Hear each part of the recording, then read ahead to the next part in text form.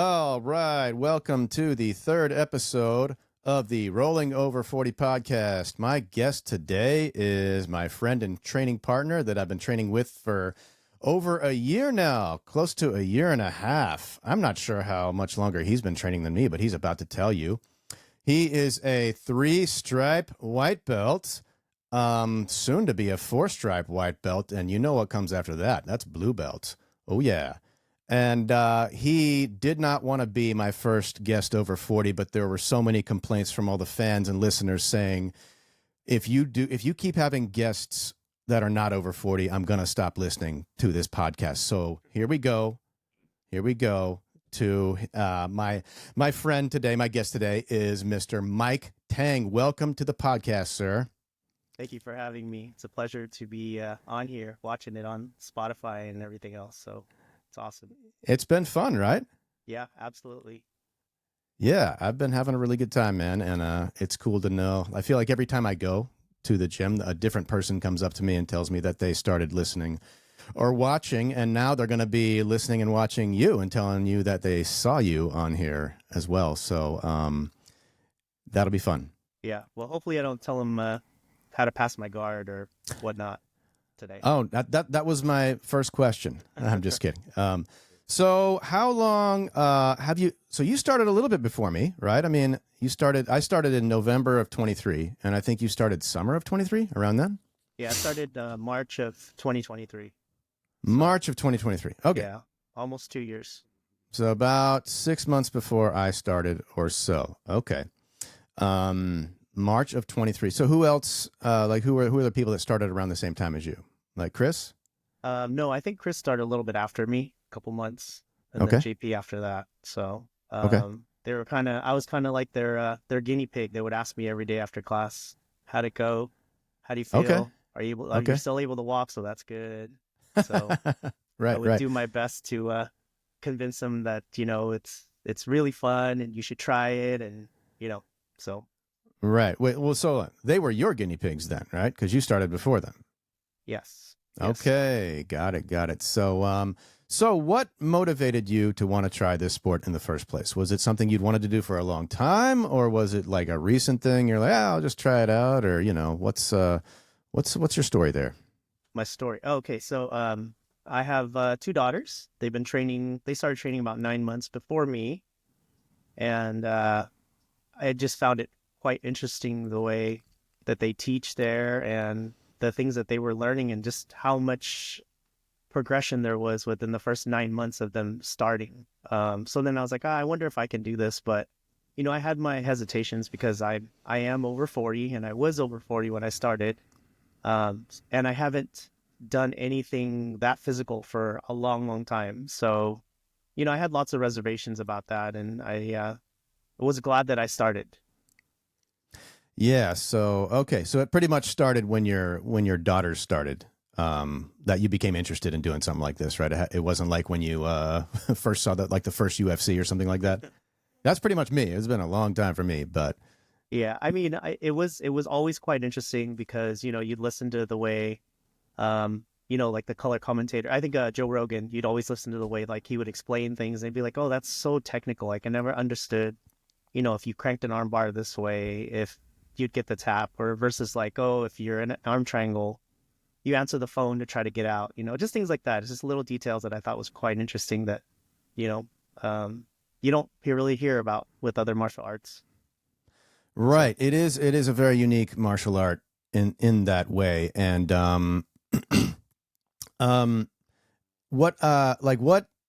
it definitely gives a certain satisfaction. And it's rewarding in its own unique way. And you said you hadn't done anything this physical in a long time. Yeah. Because I would say like for me, there's so many physical things that I tried before and that I did and I was, that I enjoyed a lot. That gave me a certain satisfaction and reward, right? Like surfing, for instance, things like that. Hiking. I played squash for a while, ultimate frisbee, and every single one of these things gave me, different feelings of satisfaction and reward. But there is something extremely unique about this sport and the satisfaction and rewarding feeling you get from doing this sport that is, like I said, very unique about Absolutely. this sport.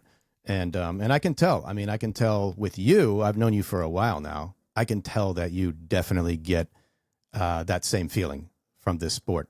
And yeah, do you want to talk about that a little bit? Yeah. For me, I mean, I always grew up doing martial arts. I started Oh, Tae I didn't Kwon know that. Do when I was 7. I went all the way up till I was like 15 or 16. So Taekwondo is a much different martial art than this, you know. The funniest thing is, you know, you'll see someone with maybe an adult with like a brown belt or a red belt in Taekwondo, which is pretty close to black, and they could barely do like a roundhouse kick. Mm-hmm. The best thing about, you know, Jiu-Jitsu here is if you see anyone with a colored belt, even like a blue belt, they're going to know what they're doing, you know, and it's just crazy levels to it. And that's what I love and respect about it. Like they don't just give you a belt like every 3 months or whatever it is that you're leveling through. Or no matter how many times you check in. Absolutely. Yes, you're right about that. So I found that to be interesting. And I just love how there's just levels, you know, like someone that's brand new off the street, they don't really know anything. Maybe they have some wrestling background, but you know, if you have them go against someone like yourself that's been training for a little while, I'm sure you'll know a lot more things and kind of drag them into deep waters that they don't know how to get out of. You Mm-hmm. know, and it's not like we have that much more training over them. It's just we have a little more mat time, you know. So that's the thing that's Yeah. interesting. Yeah, absolutely. How many days a week? You train what, 3, 4 days a week? You get in Yeah. there pretty frequently. Yeah, I have to. I have, you know, our group of dads that Yep. we've Yeah. been talking about. They pretty much motivate me to keep going Okay. because if I miss 1 or 2 classes and I roll with them again, it's like I'm brand new again. I just drown. Like they just Right.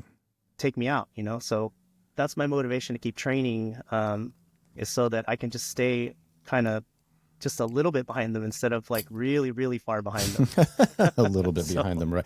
I mean, yeah, it's funny. It's like you say a little bit behind. It's like no matter what, you always feel like you're behind certain absolutely. people in certain ways and certain things. And yeah, yeah, it's funny you said that because Chris said the same thing when I talked to him the other day. He's like, "Oh man, if I miss one day," Yeah. and because right now I'm on like a Tuesday, Thursday night, Hmm. and if I'm lucky, maybe Friday or maybe a Friday or a Saturday. So I'm like a Yeah. 3 days max right now. Yeah. But you're like on an ideal week for you. You're there what, Monday through Thursday night every night? An ideal week, I do Monday, Tuesday, Thursday, and Saturday. That would be my most ideal week. Monday, Sometimes, Tuesday, yeah, Thursday, Saturday would be the yeah, most ideal. or Monday, Okay. Tuesday, Friday, Saturday. So just depends on Okay. how the schedule is. Okay. Okay. That's pretty good though. I mean, an ideal week is four days a week. So, Yeah, yeah, I mean, and that's, I mean, like you're saying, just enough to feel like you're not falling too far behind. yeah. Yeah. My goal pretty much is to just suck a little less each time I step on that mat. So Yeah. To suck a little less. That's not the first time I've heard that expression. It's just something about jujitsu to where you feel like you suck all the time and trying to suck less all the time. Um, Yeah. So speaking of taking time off, I feel like I haven't seen you out very long for an injury. Like what have been all the injuries you've had, and how long have you been out for them? I mean, and I see you wearing the shoulder brace all the time these days. yeah. But were there any? I mean, what was the longest you were out for an injury? I could tell you when I first started, my first year, I would train 1 or 2 days a week, Okay. and you know, it'd be like I'd be good for 3 weeks where I did my 2 days a week, and then I would, you know, roll a rib or Okay. I don't just get like a really sore knee or something like that, and I'd have to be out for 1 to 2 weeks, 3 weeks, and then I'd always come back. But it just seems like that's just the case when you're starting out because you're asking your body to do things that you've probably never done before, and you know, on top of that, you're having to defend yourself against someone that's trying to strangle you or take an arm, you know. So Yeah. Yeah. So you were out for what? Like just yeah, sorry, did probably you say a couple weeks maybe? yeah, 3 weeks probably at the most. Okay. Other injuries. I mean, I have bicep tendonitis, and that's why you see me wearing that shoulder brace. Oh, that's for the biceps Yeah, tendonitis. Okay. yeah. Got it. So, and I get that addressed through like physical therapy. I'm like getting it worked on right now. Oh, so I you off do you regularly visit a physical therapist? only when it flares up. Like right now, it's gotten pretty good. I mean, I still Okay. wear the brace because it's kind of like my crutch. Okay. but it's gotten pretty good to where it doesn't affect me in any way. Like I remember before when we do like butt scoots and stuff, like that's when it Mm-hmm. usually hurts. Okay. But it's gotten to the point where they manage it quite well, and Okay. I don't. I try not to take ibuprofen or anything like that. At all? So I no, yeah, I try not to. I mean, ever since I've been training, I've probably done it like twice. Okay. All right. Just I just go to the sauna, see if I can deal with it that way, or by stretching or Okay. massage. So Okay. Do you do any cold plunges? you know, I'm actually. It's crazy that you say that because I Oh, here we felt go. like before I turned let's say maybe 43 or 4. I'm 44 now. I'm almost 45. I'll be 45 this Okay. year. Okay. Maybe up until the time I turned like 42, I was always running hot. Like literally, if I moved my arm fast, I'd start sweating. And then Oh, right when I turned 42, I just feel like I'm cold all the time. So it's like, interesting. yeah, it's crazy. So like asking me to go into a 32-degree temperature and for however long you do it, I don't know if I could ever do it. Okay. So So I did some this weekend actually. So I was in Bakersfield. We have friends yeah, there. 'Cause yeah, we used to live there, right? yeah, Before we moved here, like 10, 15 years ago. And we have family friends. We always go visit them there. And we were there this weekend and they have a pool. And so I'm just like, hey, I'm gonna cold plunge in your pool. And I convinced the other dad, my buddy Jack, to do it with me. So we got in the pool. I don't know what the temperature was or anything like that of the water, but I mean, freaking cold. I can tell you that much. yeah, yeah. Um, and so we were in there we did it on yesterday for 4 minutes. And then we did 4.5 minutes today. And yeah, I mean, I've been considering getting myself, a cold plunge. I haven't, gotten it yet or anything, but there's supposed to be all kinds of benefits for joints and muscles and Yeah. old people like me. So I don't know. It's something I'm considering. But speaking of always being cold, I mean, I've never been the guy that sweats and gets warm. I'm always the cold guy. Like always. Like when I mentioned I surfed before, I was Yeah. always the guy wearing the 4-3 wetsuit, even in the summer when my friends would be max wearing a spring suit and oftentimes a lot of them just in board shorts. And I'm like, I cannot do it. I'm always freaking cold. Yeah. So yeah, I know what it's like to be cold a lot. Yeah, I mean, but the water here is crazy cold compared to Yes. other places. Yeah. So, Yeah. Yeah. So, but you mentioned Tae Kwon Do. I had no idea that you did that as a child, and that that you'd done it for so long. Because yeah. I did it actually real quick. I did it for like a year, and I had not the best experience ever. The instructor was it was like the stereotypical like gym that you kind of hear about and you kind of fear. And I think that might be why it took me so long to finally jump into jiu-jitsu because I mean, this experience I had when I was 9, I was in 4th grade. I mean, this sensei was mean. I mean, I didn't make one friend in the class. I didn't learn much of anything. And yeah, I just didn't have a great experience with it. But it sounds like I mean, if you were in it for that long, it must have been a pretty decent experience. Yeah. Yeah, I mean, I had a great time. I got my black belt in Taekwondo. I don't know how much that means, but Right. Right. I mean, it took a It's long got to time to mean get. something though. Yeah, I mean, I started when I was 7. I got it when I was like 12, and I Okay. stayed practicing until I was like 15 or 16, and I had to quit for football, pretty much. Oh, So that's football. why. Yeah, You played like high school football? I did. Yeah, I was a running back and a corner. I running back my first 2 years, and then when I went to varsity, I played corner. Oh, So damn. I didn't know yeah, that. So, yeah. what high school did you go to? Trabuco Hills in Mission Trabuco Viejo Hills. Hills. Oh, Yeah, Mission Viejo. yeah. Okay. Did you play in college? No, Oh, you didn't get drafted? I'm actually not. I'm sure you know, but I'm not a big guy. So Well, I can tell you this much. You're certainly not as big as you once were. As in when we met, I don't even know if you were bigger than before I met you, but when we met, compared to now, you are the like example for people. Is it good? Like, is jiu-jitsu good for getting you in shape? You're one of the people at our gym who's like one of the best examples of that because I don't know how much weight you've lost, but I mean, it's not just weight. I mean, you're like your whole body looks completely different. And I feel like I can't use the excuse of Mike's a lot bigger than me anymore. That's why he crushes me anymore, because now you're probably in the same freaking weight class as me. or a lot closer. But yeah, I mean, that's I mean, you know, you're not like secretly on Ozempic or something, are you? No.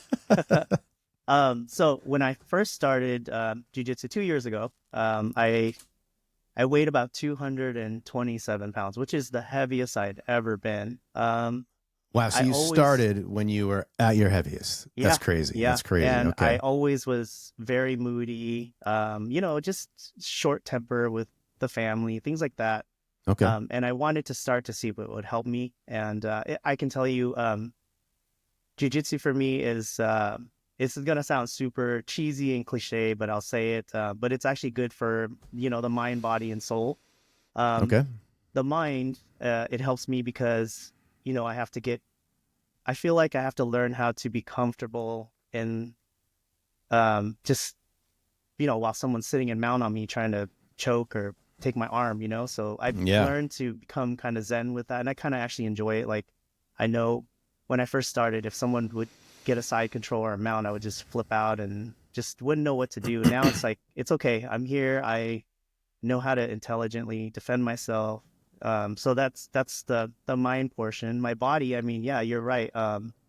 Ever since starting jujitsu, I probably lost maybe 35, 40 pounds Okay. doing it. And my It's a body lot. is, yeah, completely different.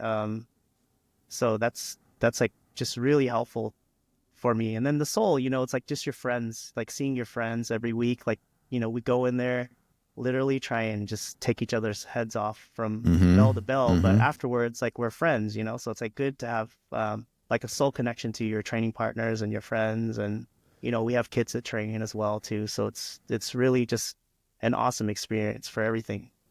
So Yeah, I like that, man. It sounds cliched. It sounds cheesy, sure, but it's true. I mean, and I think anybody who does jujitsu like we do, and we just keep going and we keep going and we keep going. I mean, mind, body, and soul for sure. And the thing you talked about it, the last thing you mentioned, just seeing your friends and making friends. And this is probably going to come up in every freaking episode, but I think it came up with Coy and Mark as well. But it's like there's a certain camaraderie and bond you get from everybody around you when you have actually tried to do these moves that we've learned, and you try to make somebody tap. And yeah, even when somebody crushes you, like Koi crushes us and me all the time, it's like yeah, Koi's gonna win every freaking time, yeah, but it's okay. You know what I mean? yeah, It doesn't make my bond with him any less. It probably makes it stronger.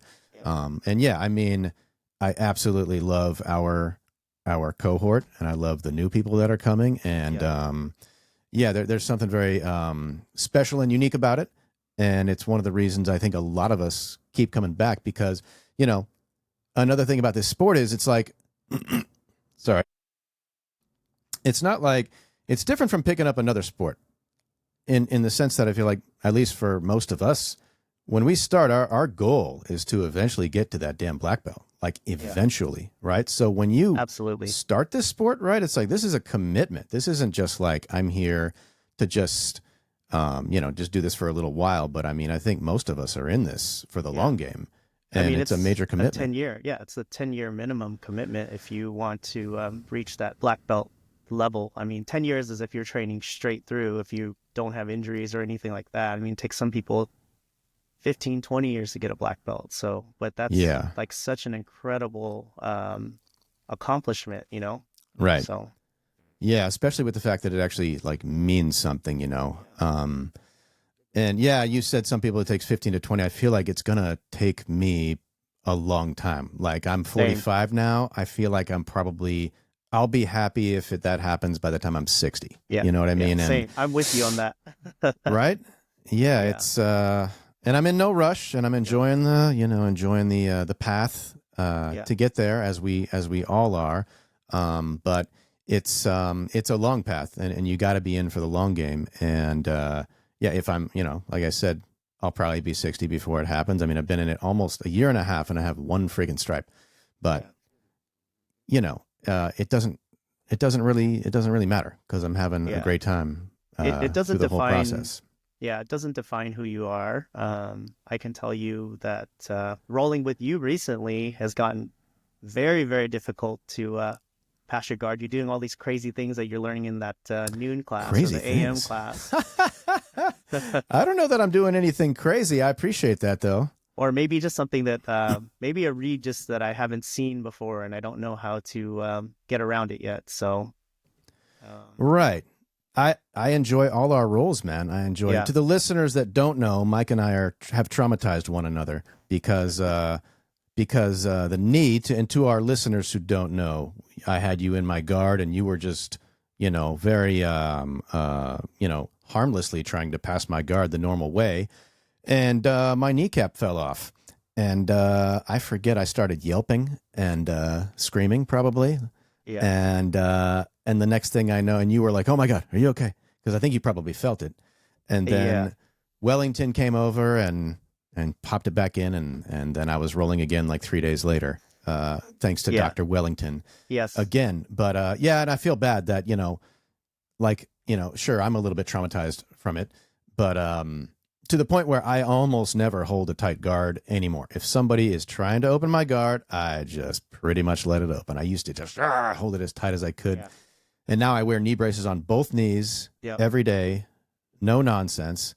And, but yeah, I mean, I'm glad to see. I think the first few times we rolled after that, we were both like, so hesitant. Now I think we've kind of, gotten to a point where we can go a little harder and be a little more comfortable. Yeah. Plus your half guard's way more deadlier than your closed guard. So thanks, man. I don't know when that even started. That's probably last summer. I like the half guard, and I've heard that that's an old man thing, but it is. I've started to play a lot more of that. Just fishing for that Kimura on the bottom, or you could do a lot of things, but for the most part, I'm fishing for a Kimura on the bottom. Like when you have somebody when you're on the bottom. And you have somebody in your half guard. Yeah. You're fishing for the Kimura from half guard? Yep. Oh, man. Pretty big thing, yeah. Interesting. So half guard, for our listeners who don't know, because a lot of the fans have been complaining, what's a half guard? I'm interested in jiu-jitsu. I don't know what it is. It's where you're on the bottom and you have one of the person's legs wrapped up with both of your legs, roughly, rather than having your legs wrapped around their waist. That's full guard. Half guard is you kind of have one of their legs. So, what's interesting is I was rolling with Cody, and Cody Kimura'd me from half guard. And and when it happened, I tapped, I said, "Did you just Kimura me from half guard?" He's like, yeah. I was like, I didn't know you could I didn't know that was a thing. Yeah. Here I'm playing half guard for like a year now almost. I didn't know you could do that. And so now I know. This was Thursday, the last time I trained. Mm-hmm. Now I know that's a thing. And I didn't know that you knew that was a thing too. Have you had some success?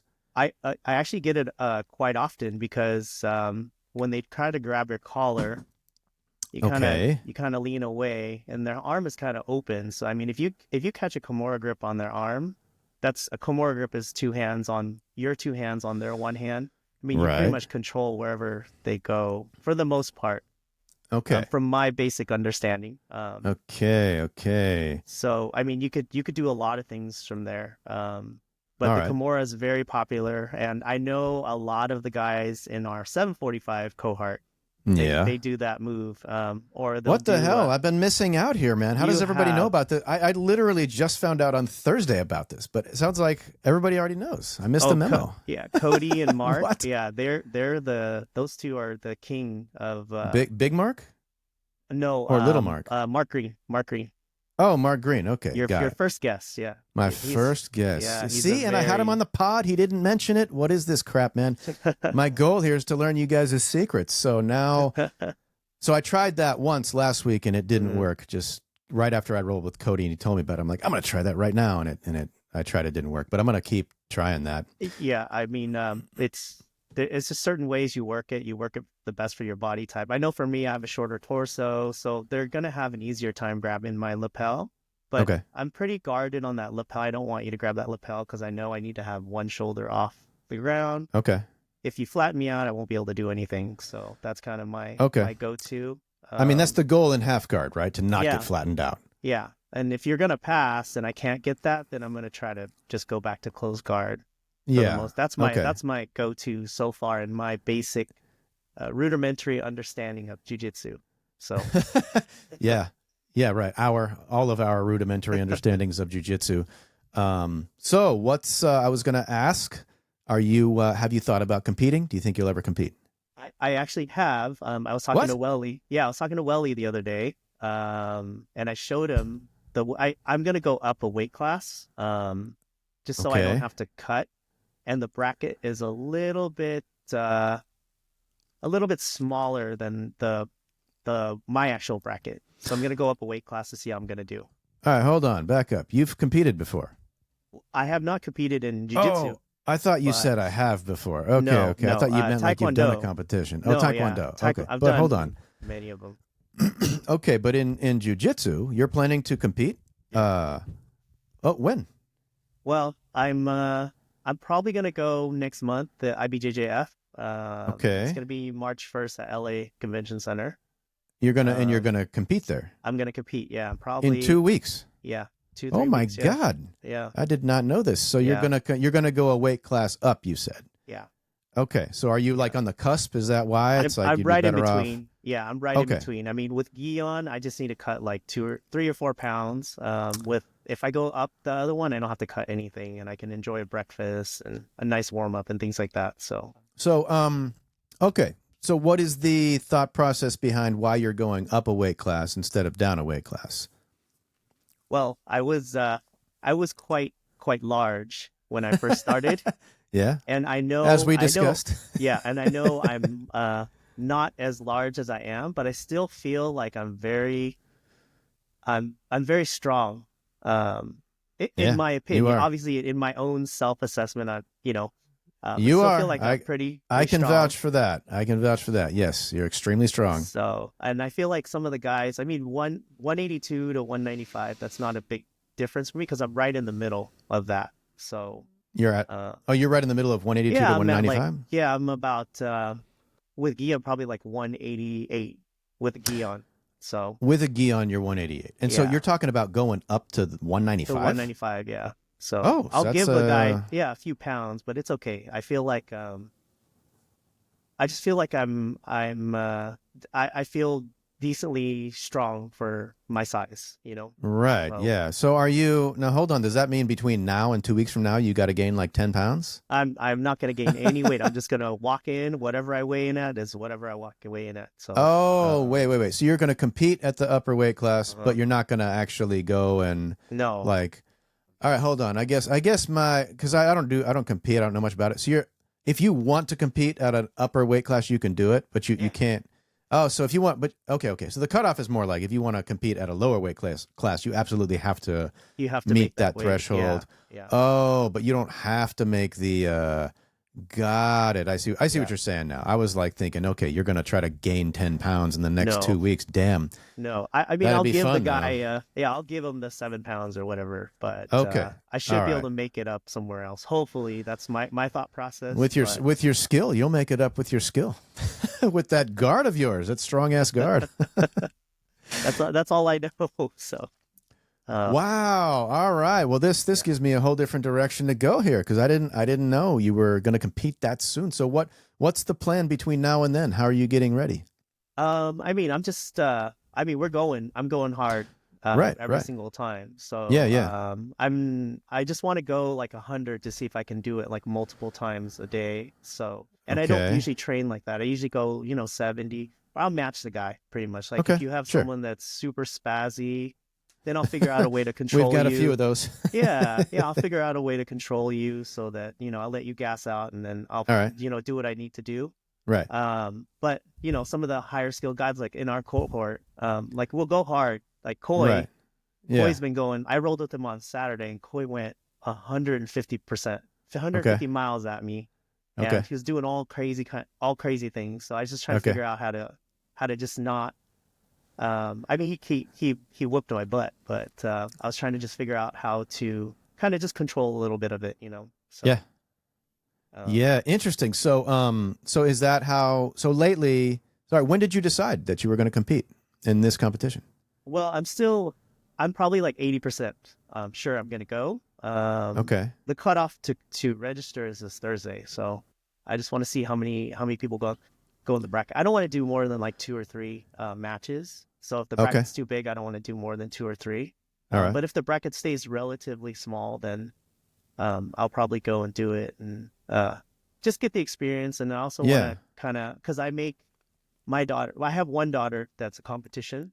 Okay. She does a bunch of comps, you know, Okay. and she loves it, and she does well, she thrives. And then I have another one that's not so into jiu-jitsu, but she's starting to become interested in it. Okay. I kind of had her try a competition this last weekend, I think 2 weekends ago. And she ended up doing pretty well. And I was very happy for her. And I just want to tell her, like, hey, I want you to get used to doing hard things. I don't want you to just give up because you think something is hard. So it's kind of like my thing is like, you know, this is very hard for her. And I wanted her to try that to see how she would do. Sure. Obviously, there was a lot of training and a lot of, you know, lessons that went into it. So, but I'm really happy with her result. And I kind of want to show her too that, you know, I can do hard things. So, Okay, but you still haven't. So you have to decide by this Thursday. Yeah. And so does this mean that you, you're a 3-stripe white belt? Yeah. And are you going to be competing against like exactly 3-stripe white belts, or how do they do it? Is there some 2 or 4? If you're a white belt and you're in my age group, which you and I, we would be. Well, if you're 40, did you just turn 45? Or are you? No, I turned 46 in a month. Okay, so you would be in a Masters 4 category. I'm still in a Masters 3. So I would have to go with anyone between the ages of up to 41 to 44, or 40 to 44. So I'm at the very last year of that. And they have to weigh at 195 or under, and they have to be a white belt. So they could be a 4-stripe white belt. They could be a 0-stripe white belt. If they make that weight and the age requirement, then, you know, it's game on. But you're going up a weight class, I thought, right? So it's not 195 and under; it's 2 something and under. It is 195 and under. Yeah. So, so you're in the 195 and under weight class. Then. Yeah, that's the one you are competing I was gonna go compete at 182, but that bracket looks pretty stacked for our age group, so that's why I want to go up one. Oh, sorry, man. See, I'm so confused. Sorry, listeners. When you say the 195, you mean 195 and up? 195 and under. So the max weight I could be is 195. Right. If I went to my other weight, if I went to the normal weight class that I would compete at, I'd have to be 182 or under. Oh, you would have to lose that. A few pounds. Okay. So I mean, it's not bad. It's just a couple pounds water weight here and there. So right. Okay, so it's any white belt that is in your age group. Okay, and age group and weight group and white belt group. Yep. I see. Okay. And then your bracket is going to be, so you're going to be competing, you said maybe you want to do a max of like 3 times, you said? That's my hope. I have seen some of our friends, some of our cohort, they've had to go 3, 4, 5 times in a day. And that's a lot, you know, they have like mat burn on their knuckles and their feet and things like that. So, I mean, I want to do it for the experience, but I don't want to do it that bad. You know what I mean? Right. So, and each round is, or not round, it's one, each person you go against, it's one like 5-minute round or something, right? Yeah. It's you either win by points, or, you know, you could get a sub, like, or you could get subbed like the first 4 seconds in, and that's the end of it. Of course. Yeah. Oh yeah. So, it's fun. No, I get it. It's 5-minute max. So, wow. Well, congratulations, man. I mean, I think it is, it takes a lot of guts for anybody to go and compete, no matter how old you are or what rank you are, anything. And it's, and so, I mean, I'm probably not going to do it, mainly because I don't want to get injured. That's the main reason. But, I mean, look at what has happened to some of our friends in our cohort. It just seems to be a consistent thing, and it's just going to happen. But, I mean, just the fact that you're going to go for it, I think that's pretty awesome, man. So congratulations Thank you ahead of time. And I can't wait to hear how it goes. Yeah. Well, I hope I do okay. And, hopefully I can, you know, tell you guys a cool story about it or something. I don't want to be like, oh yeah, I prepped for this and I got subbed by this guy in like 14 seconds.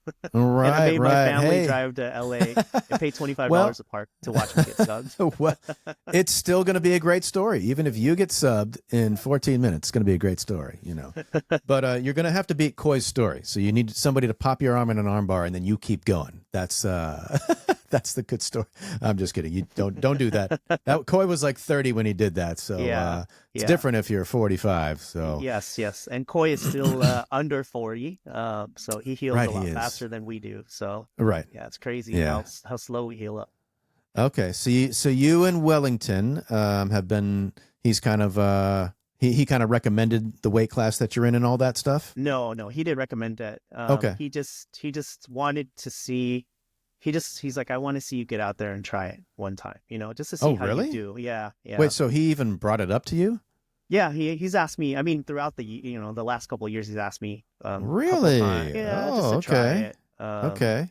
But I mean, I still don't feel like I'm ready. Okay. But I feel like each day I get just a little bit better. Like right. So I'm gonna be as ready as I'm gonna be, and All right. Now I'd ask you for your game plan, but I suppose I could release this episode after, and that way, But yeah, you don't have to give the details if you don't want. But do you already kind of have a game plan going in right now? It really depends on the opponent. Okay. I haven't really seen anything, but I mean, I'm most likely, I'm not a guard puller. For me, I just, I can play guard, I can retain my guard, but attacking, I'm not very good at attacking. Okay. Yet. I'm better if you pull guard on me. Okay. And, go from the top. So that's usually where I'm the best. But if you're not gonna try to pull guard, does that mean? I mean, okay. So if they pull guard on you, you're kind of hoping that might happen. But I mean, but what about? Are you maybe thinking a takedown? Yeah, I mean, I would try some sort of takedown at least, or just to get them to try it once or twice, see if they sprawl or see if they kind of respect the takedown and like, oh, okay, maybe I'll pull guard. So. And what kind of takedown would you say is your go-to takedown? I'm an ankle. I like the ankle pick. The ankle pick. Okay, which one's that again? Because takedowns are not my thing really. So the ankle pick is how do you do that? So you kind of have each other's collar, and then I'll have a sleeve, and on the sleeve side, I'll kind of yank you to where I get that foot that I want to ankle pick forward. Yeah, and so I step forward, and there it is, and then you grab it. Yep, I grab it while there's no weight on it. So you either you're probably going to be stepping towards me, and while there's no weight on, I'm going to try to pick it up. So. And is that the one where you pinch it between your legs, or is it? I will finish it that time. Sometimes I'll do it that way, or I'll just pick it up and I'll just drag you down by your collar because you're on one leg. Or if you're really strong base, then I'll kick out your other leg. So it just depends. I just want to get to side control. So if you have a lot of good experience, and I feel like if I put you down and I go into your close guard, I definitely don't want to do that. So we'll figure out a way to get into side control from there. So. And do you? I mean, speaking of side control, do you? Because it seems like I guess I'm not the only one. I don't feel very strong in mount. I don't know if you do, but I don't. I feel like I'd rather have side control than mount. Are you? Absolutely. You too? Okay. Yeah, absolutely. I do. I would say most of my positioning is from the side control. I mean, I will play the points, like if I'm in a competition, I will do the knee on the belly and get the mount, but most of the time, if I feel like I can get a sub, then I'll just stay in side control and kind of work the submission. So sure. And what's your go-to submission from side control? So I know next time you're doing it to me. I mean, the one that I've gotten the most is the arm triangle. Okay, I've never gotten that now. Okay, remind me of what that is. Like I kind of choke myself with my arm, sort of? Pretty much, yeah. I'm waiting for your arm to go across the midline, and I hold it down with my head and my shoulder. Okay. And then I kind of just lock the arm on the backside, and I just lean. But hold on, my arm's like this, right? Your arm is like up over your head. Yeah, pretty much. So. So it's not on my throat; it's over my head, like up here. Yeah, so you're pretty much just kind of taking your shoulder and you're pinching off your artery, your carotid artery. I've never been able to do that one. I was, there was recently I was like in its position with somebody on side control, and then their arm was stuck across them. Yeah, and I'm like, okay, this is good. I know I want that arm there. I mean, at least I know them having that arm there is not good for them. Yeah. I didn't know how to finish it though, and I was dragging their arm around their throat. and I guess that wasn't really, Going and for a nothing gift happened. wrap. I couldn't get a tap. Yeah, that's gift wrap, but Yeah. the arm triangle. Anyway, I'll have to have you show me next time. Yeah, it's a great. I mean, that's my highest finishing move, honestly, because No way. I was going to yeah, ask, what's yeah. your best Well, finishing move? against our, obviously, if you go against, like some of the guys I normally go against every week, I don't get it on them because they They know know not to it's go coming, across. and Yeah, they know now not I to do. go. Yeah. So if I ever see your shoulder across your face, that's what I'm Yeah. fishing for. Okay. All right. The arm triangle. Now, but hold That's on a second. Did you learn the arm triangle at our school, or don't tell me you learned it on YouTube or Grappler's Guide or something no, as no, well? no. I mean, I learned it pretty much watching one of the other blue belts do it, and I said, "What did you Okay. just do?" So I learned it doing watching one of the other blue belts do it. Ah, you learned it So from a classmate, from a blue belt, yeah, yeah, and I basically, said, "What right? did you do?" And Okay. then he showed me, and I was like, "Oh, that's Okay. awesome." Yeah, So yeah. Because I don't think we've ever I don't think one of our instructors has ever done at least for us, has done an arm triangle drill. Like, I don't feel like that's been. Have we ever learned that officially from the instructors? I don't think I have. I don't think so. I know Professor Jivo. One day I was rolling with someone and I had it, but I was in half guard. You have to be in either a side control or a mount, and then you jump off Okay. to the side. I Okay. was in that person's side control and I Okay. caught it, Yeah. and he was showing that person how to get out of it because I was still in half guard. So Okay. I kind of learned, and I was like, oh, okay. So then I had to let go, get out of the half guard, and then try it again. So Right. Okay. And then you figured it out, and now that's yeah, something you do. So, yeah. So he kind of explained um, like it's no good to do it like in a half guard. So okay. Okay. I gotta learn this one, man. That's the thing. So one thing I kind of wanted to talk to Coy about this too, but like we keep hearing, and our instructors are really good at like the fundamentals, the fundamentals, the fundamentals, yeah, the fundamentals, right? And then when I talked to Coy was like, well, fundamentals. But I can't help but feel like as a white belt who knows nothing, that I'll hear about arm triangles, which I don't know if that's fundamental. And then I guess the first few months I trained, I'd get choked out in different ways, and I would say, "What was that?"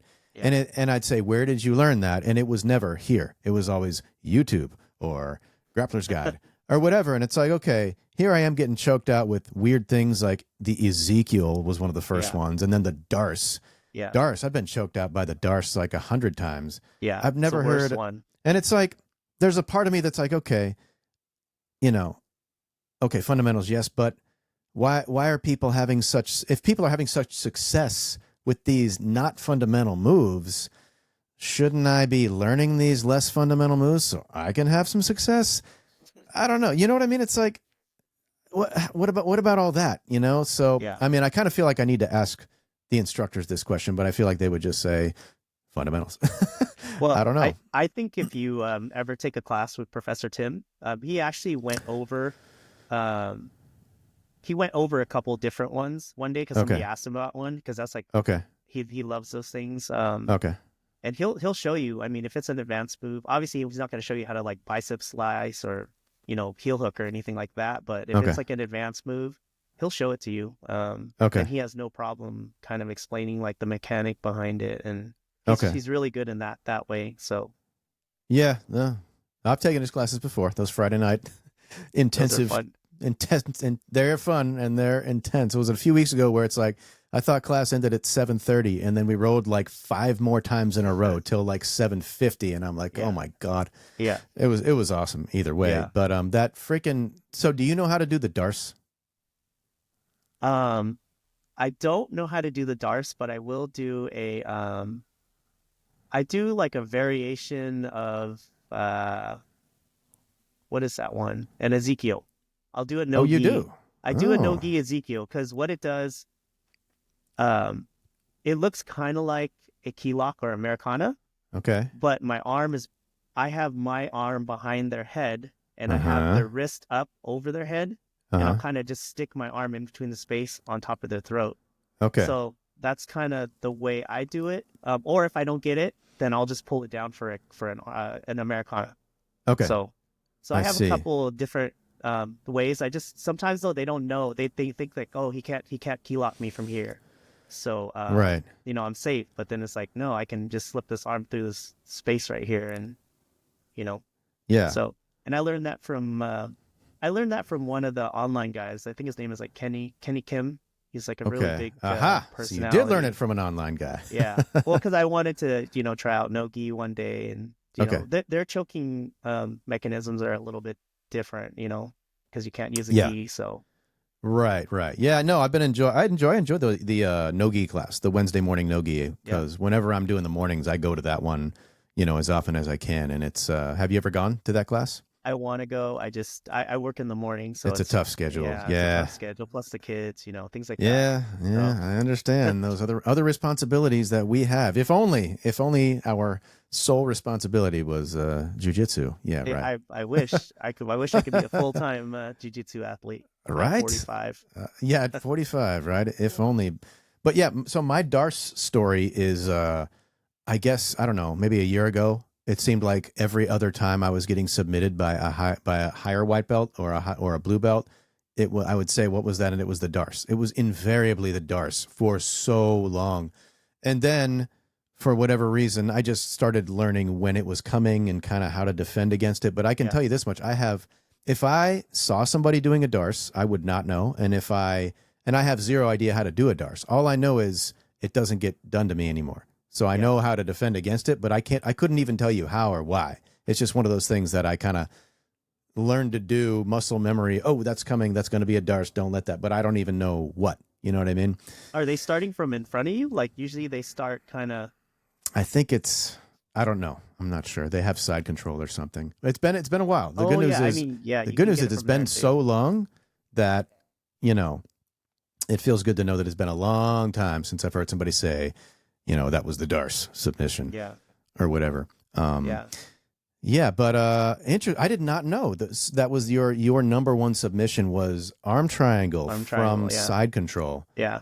I do Yeah. have a whole sequence that I'll go into as well too. I mean, sometimes um if you're hard to get the arm like I'll watch your arm. If it doesn't go across the midline, if you're pretty good about keeping it there, Yeah. then I'll reach over inside control and try to get a key lock.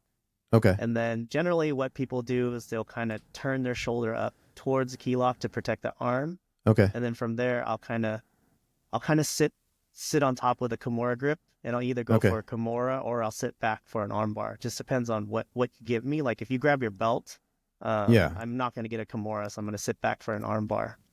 So that's kind of like Man, my thought process. do you take notes? I'm just asking because I'm very impressed that I mean, what's standing out to me right now is you're walking me through. I do this, then I do this, then I do this, then I do this, and it's almost like you've memorized this sequence that I got nothing. I pretty much don't have a plan when I go in, which I would like to, but Yeah.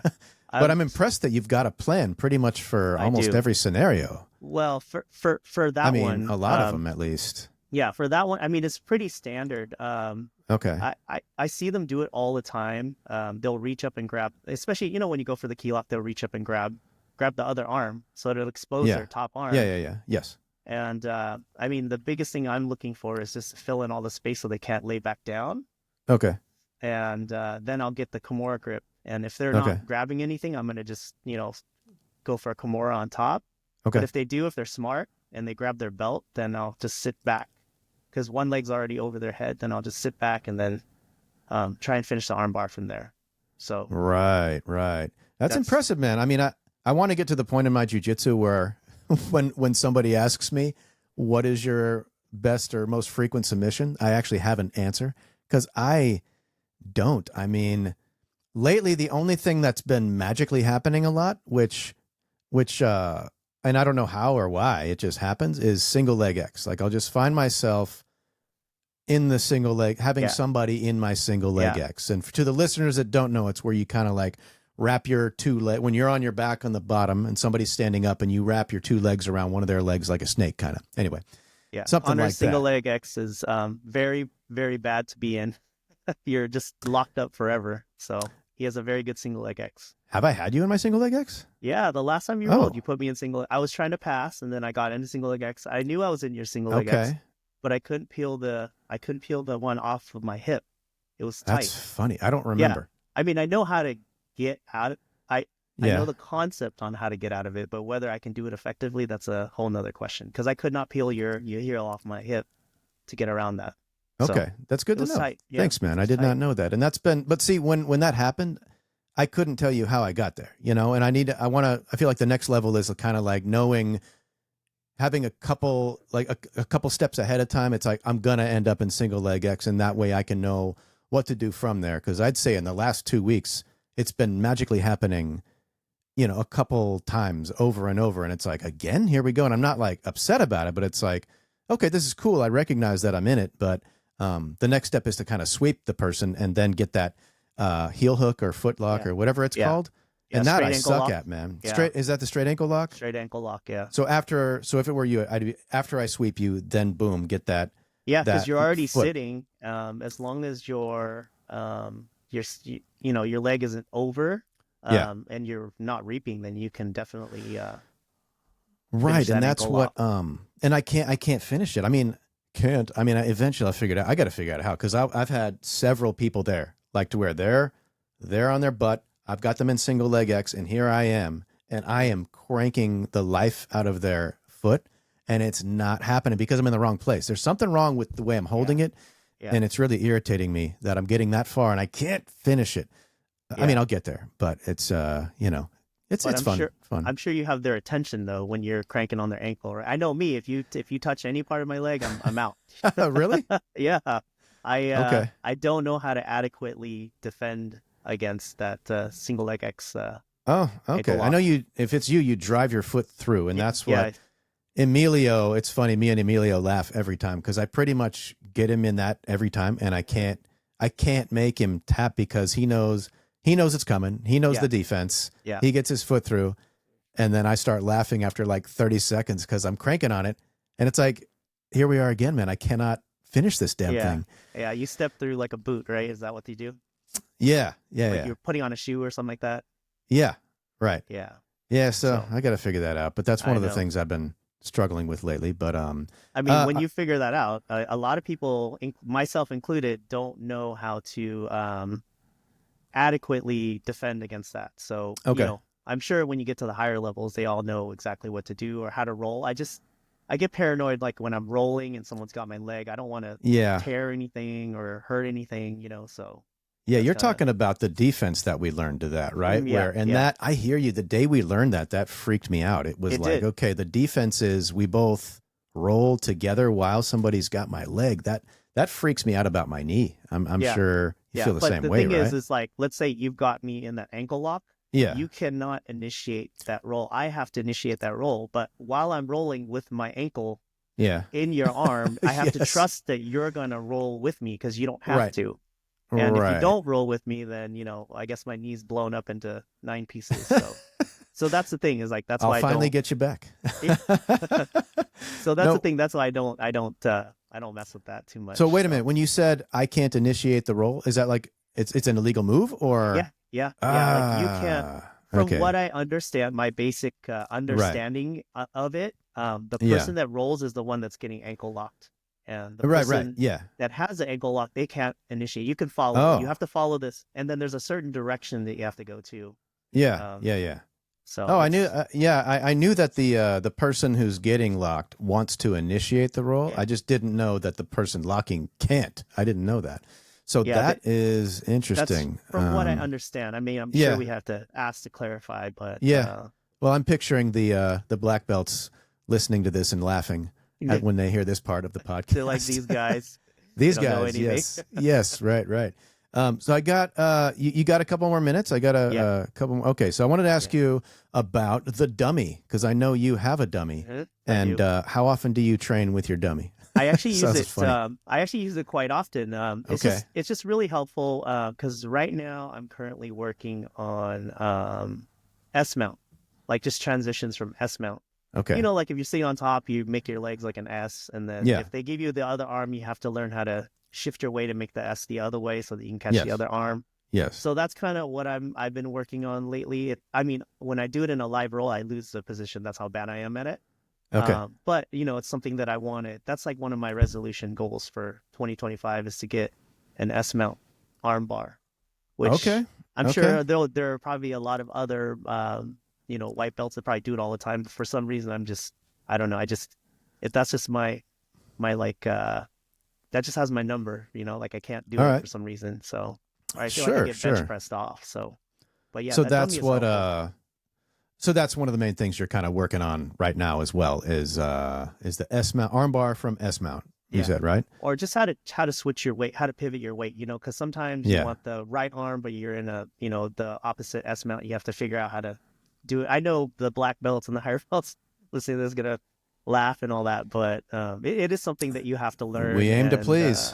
yeah, it's for me that's like the hardest thing to do, especially when you're sitting on someone and they're literally trying to like push you off or strip out. Right. So with So the dummy, have there been times when I guess the answer is probably yes because you still use it, but I mean, have there been times when like you're rolling with somebody a live roll and you are doing something and you're like, okay, that's definitely better because of the practice I did with the dummy. yes, yes, I will say, Okay. my whole sequence, the key lock to the transition to the Kimura, Yeah. Yeah. to Yeah. either Kimura armbar, like those things have helped out a lot. I wonder Um, if that's part of your secret to that too, because the fact that I'm still like impressed with your like I've got this sequence with this. I wonder if that's yeah, part of it, having the dummy and you've been able to just kind of rehearse yeah, it over and yeah. over, right? I practice it over and over again. Professor Tim has been graceful enough to teach us how to if you're sitting back for an armbar, how to break a grip. And literally, Yeah. I watched my kids do it in a competition that like just brings a Okay. smile to my face just watching them do it, because it's like something Right. that I learned in class from Professor Tim, and then I came home and I Yeah. kind of showed them like, hey, it's just this tiny little detail here, but if you do it, I promise you, you'll get that tap, and watching Yeah. them do it is like amazing. So I'm really Wow. Okay. thankful that we have such high level instruction, and they're okay with sharing like all the little details on how to do things, Right. to kind of help us out. So Absolutely. Absolutely. I mean, I mean, the level of instruction we get is just, I mean, I can't imagine ever being at another gym. Honestly, yeah, it's really hard to imagine. But at the same time, I'm glad to hear that people I know who train at other gyms feel that way about their gym too. I know other people, and it's like that's awesome, But I mean, yeah, our home gym is, what can I say? It's a special one. absolutely. Yeah, I mean, you just kind of, when you find that spot where you feel like you belong and you feel like you have a good community, that's like your Mm-hmm. spot. And Mm-hmm. I feel that where we train, that's kind of how it is. Like we have a good community. I Yeah. love that a lot of the dads come there and they train with us too, because they've been inspired by other dads beforehand to kind of train. Yeah. So that's absolutely wonderful that they do that. And we have a good training partners always. Like it's always different skill levels, different sizes, Yeah. you know, just different temperaments. So it's I'm really grateful for that. So Yeah. So one thing I meant to tell you this earlier, but I don't know if you knew this, but I was actually a little scared of you at the beginning because I met you through that other dad, Patrick, who I've known uh, for a long time, yes, and yes. then I guess maybe a month after I started, or a couple weeks after I started training, I don't know why, but like Patrick said to me that you told him that you just said, I can't wait to roll with that guy, which is like a totally normal thing to say. But for some reason, when I heard that, I was like, "Oh man, this guy!" Because I had seen you rolling a couple times, and Uh, you were just sweaty, and it was just so intense. And I'd seen you like armbar people, and I'm like, "This guy's wants to hurt me." Oh my god, I was a little bit like, "Oh shit, this is not."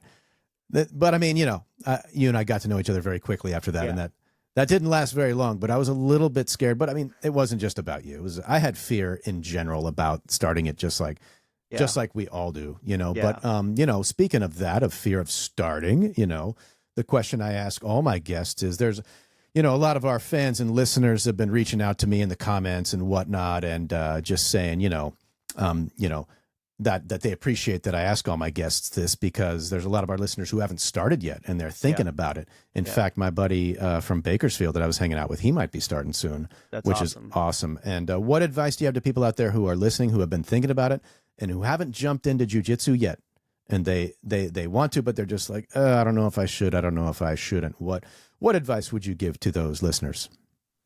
I would just say to do your research on the gym. Go there. Most gyms, like Mark said, they have trial classes that you can try. You can see the people that come through there. Um, and a lot of the gyms, from what I understand, they don't have like long-term memberships, you know. So if you go somewhere you don't like it, I mean, you can always switch gyms. But the main point is just to get out there and try it, because you don't know what it's like. I mean, it's different for me, like being a parent, watching my kids on the mat saying like, oh, why'd you let him pass your guard? You know, it's like, now that I'm on the mat, I understand. It's like, oh, because he Mm-hmm. had, you know, a leg weave on you or whatever, you Mm-hmm. know. So I just recommend that everyone just give it at least a fair shake, because it is fun. Yeah, you get your butt kicked, but I get my butt kicked every class, but I still come back and it's fun. And Yep. you know, We all do. sometimes, yeah, sometimes you're the hammer most of the time. You know, sometimes you're the hammer, sometimes you're the nail. So Right. kind of just get out there and try it and see for yourself what it's like. It's a lot of fun. Yeah, absolutely, man. Well, thanks, Mike. It's been an awesome hour. And I'll be seeing you this week, I'm sure. Are you training tomorrow? Yeah, I will be there tomorrow. Me too. Yes, and thank you for having me on this podcast. Hopefully, you know, we can encourage some people to try it. So, I hope so too. I hope so too. So I'll be seeing you tomorrow then. yep, And yeah, thanks again. We'll see absolutely. you then. Yes, thank you.